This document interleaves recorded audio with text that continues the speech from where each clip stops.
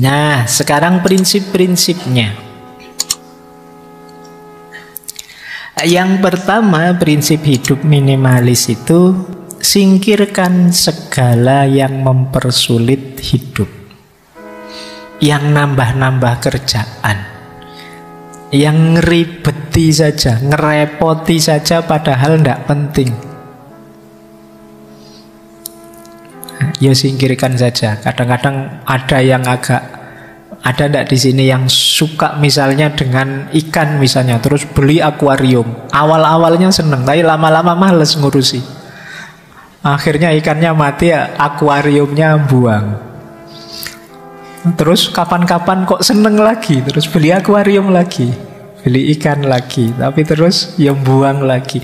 Ini namanya kamu ngeribeti dirimu sendiri, merepotkan dirimu sendiri. Kalau kamu merasa Pak saya itu ndak open, ndak telaten ngurus yang gitu-gitu, yo jangan menyiksa ikanmu dengan kamu ndak telaten. Jadi asik loh Pak kalau punya ikan atau kalau punya burung dan lain sebagainya. Loh kamu ndak open, ndak telaten, akhirnya bikin repot, bikin ribet, binatangnya yang tersiksa. Nah, singkirkan saja. Kasih ke orang atau siapa yang memang telaten dengan itu. Jadi jangan membeli, jangan memasukkan dalam rumahmu segala yang mempersulit hidupmu. Yang kedua, ini seperti tadi ya, cintai kekosongan. Jadi suka dengan kelegaan, kelonggaran. Kenapa sih kamu kalau masuk masjid itu rasanya lega, longgar, nyaman? Karena luas, kosong, tidak ada apa-apa. Tapi begitu kamu pulang masuk ke rumahmu, sumpek lagi, barangmu penuh, tidak karu-karuan. Ada baju yang nyentel di sana, ada baju yang di atas kasur, ada baju yang di kamar mandi, ada baju saja bisa ada di seluruh penjuru kamar. Belum buku, nanti ada buku yang di rak, ada buku yang di atasnya ada gelasnya, ada buku yang jadi ganjelnya apa, buku saja ada di mana-mana. Ya pantas kamu masuk kamar terus rasanya kok sumpek ya Pak saya kalau masuk kamar. Salahmu sendiri. Kamarmu terlalu banyak barang yang tidak penting. Mbok sudah Mas yang itu dikasih temanmu atau disumbangkan kalau bakti sosial. Oh jangan Pak, ini ada sejarahnya Pak. Kamu kan sering begitu. Pak Dune kamu pelit. Oke ya, wong kadang-kadang sampah saja diambil pemulung kamu marah-marah. Wow ini jangan diambil ini padahal ya kamu sudah tidak pakai lagi. Bahkan kalau ada pemulung yang mau beli kan kamu nawarnya juga pakai harga tinggi. Padahal itu barang yang kamu buang, itu kan kamu tawar mati-matian. Padahal mereka yang pemulung yang membutuhkan. Nah itu kita sering begitu. Jadi yuk latihan mencintai kekosongan. Selama ini kita selalu mengidentifikasi diri dengan kepemilikan. Aku merasa sesuatu kalau memiliki sesuatu. Sekarang boleh dibalik. Aku bahagia justru ketika tidak banyak beban, tidak banyak kepemilikan, tidak banyak keterikatan. Oke lanjut. Ada lagi prinsip ketiga, konsep damsari. Jadi ini istilah dari Jepang ya. Penolakan, penghapusan, dan pemisahan. Penolakan itu tadi, kalau tidak penting jangan masuk. Penghapusan itu kalau sudah tidak berguna jangan eman-eman untuk dibuang. Pemisahan itu klasifikasilah barang-barangmu sehingga jelas ini barang apa, gunanya apa, untuk apa. Oh ini barang jarang dipakai, ini yang sering dipakai. Yang jarang dipakai taruh paling bawah, yang sering dipakai mungkin yang lebih atas. Ini namanya pemisahan. Barang-barangmu aturlah dengan kategori sesuai yang kamu inginkan. Nah ini nanti lebih mudah mendeteksi nilai gunanya tadi. Ini untuk apa, itu untuk apa, ini sering dipakai atau tidak, ini gunanya harian atau bulanan. Kan ada barang-barang kita itu yang jarang dipakai tapi ya memang penting, kita harus punya. Misalnya alat pertukangan tertentu seperti obeng, palu, itu kan jarang dipakai, tapi ya sewaktu-waktu kita butuh. Wah, itu mungkin ditaruh di bawah atau di mana. Sementara yang sering dipakai ditaruh di atas. Baju misalnya, oh ini baju yang harian, ini baju mingguan, ini baju bulanan misalnya. Kalau daleman tiap hari dipakai, mungkin tempat khusus yang bisa diakses tiap hari. Kalau jas mungkin karena dipakainya pas momen penting, pas wisuda atau kawin saja, ya mungkin ditaruh agak ke dalam dan lain sebagainya. Itu namanya pemisahan. Lebih mudah. Tadi kan kita punya prinsip berdasarkan guna. Guna itu lebih mudah diakses kalau kita sudah terklaster. Itu namanya pemisahan. Penolakan, penghapusan, dan pemisahan. Terus prinsip keempat, konsumsilah hanya apa yang engkau butuhkan. Nanti ada dikotomi antara kebutuhan dan keinginan. Ada beda. Pak, saya ingin beli HP yang terbaru, itu keinginan. Beda dengan, Pak, saya butuh HP yang terbaru. Kalau memang butuh, belilah. Kalau memang hanya ingin, coba dievaluasi lagi. Apa benar kamu membutuhkan itu? Terus yang kelima, seperti tadi ya, kepemilikan bukan segalanya.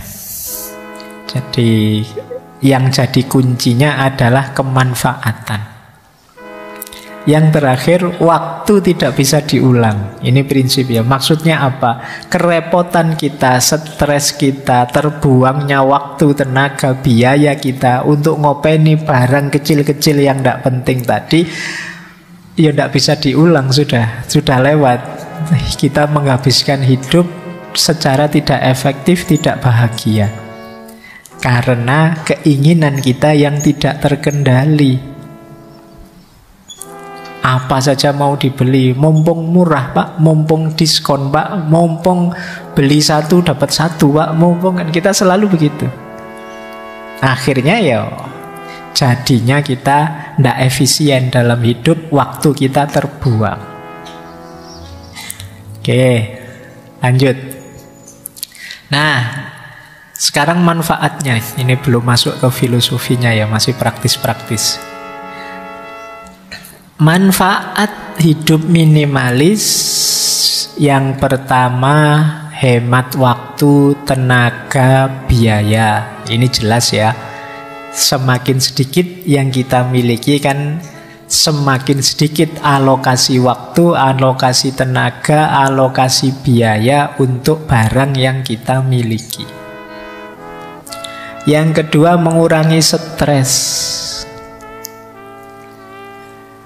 Ini tidak perlu dijelaskan. Tadi banyak ilustrasi bagaimana punya banyak hal ya resikonya banyak.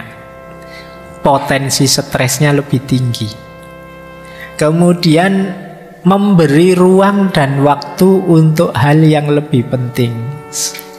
Kayak tadi misalnya kalian yang males ngurusi akuarium tapi punya akuarium, akhirnya kan waktu, tenaga fokus ke situ. Akhirnya kepikiran. Jangan dikira cuma mikir menunda-nunda itu tidak stres, stres juga. Saya pingin sekali nyabuti rumput di depan kos-kosan, ini kok ya sudah kotor, tapi kapan ya? Tapi terus tidak gerak-gerak. Besok gitu lagi nongkrong depan kos-kosan, pingin sekali nyabuti rumput itu, tapi kapan ya? Jadi kamu kepikiran, stres, tapi ya tidak jalan. Kamu mungkin sering begitu. Jadi waktumu terbuang sia-sia. Yuk, efektifkan waktu. Jangan buang-buang waktu, tenaga, biaya untuk hal yang tidak penting.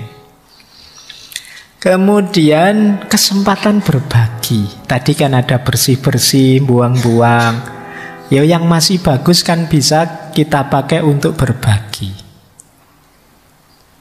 Masih bagus ya Pak, kalau bahasanya agama justru yang masih bagus itu yang pahalanya besar. Lan tanalul birra hatta tunfiku ma tuhibbun. Jadi belum engkau memperoleh kebaikan sampai engkau memberikan yang engkau cintai. barang ya, bukan orang. Jadi kalau kamu punya barang masih bagus, masih baik, tidak apa-apa sodakohkan. Kita kan sodakoh itu kadang-kadang memberi itu nyari yang sudah jelek. Bahkan panitia bakti sosial itu sering pakai kalimat yang baju bekas yang layak pakai. Biasanya kalimatnya gitu. Sebenarnya tidak masalah menerima sumbangan dalam bentuk baju baru misalnya, kan tidak apa-apa. Sopo ngerti ada memang orang ingin menyumbangkan bajunya yang baru-baru, ya ditulis saja baju baru atau bekas yang masih bagus. Karena layak pakai itu ya kadang standarnya beda-beda. Nanti bagi orang tertentu ini masih layak kok, padahal sudah sangat tidak layak itu. Disebutnya layak, mentang-mentang kamu ingin buang sampah, kamu berikan ke orang padahal sudah sangat tidak layak. Itu sudah robek-robek. Robek kan bisa dijahit. Warnanya pudar, tidak masalah, bisa buat sehari-hari. Sepatu ini kamu ingin buang barang. Nah, yuk ada kesempatan berbagi. Terus jangan lupa ramah lingkungan. Barang yang tidak ada gunanya dalam jumlah besar itu kan nama lainnya sampah. Jadi sadar atau tidak sadar kita itu banyak menyumbang sampah. Ada yang sampah yang sudah kita taruh di tempat sampah, ada sampah yang masih kita simpan di lemari kita, di laci kita. Kita sebenarnya ya kontributor sampah yang luar biasa. Maka ayo latihan minimalis. Nah, manfaat yang lain meningkatkan produktivitas tentu saja. Kemudian meningkatkan kebahagiaan hidup karena rasa khawatirnya kecil. Ya kayak tadi loh, kamu punya barang baru, barang bagus, itu kan khawatirnya lebih besar. Barang kesayangan khawatirnya lebih besar. Tapi kalau kamu simpel-simpel saja, hidupmu santai saja, barang-barangmu juga biasa-biasa saja, secukupnya, khawatirnya juga lebih kecil.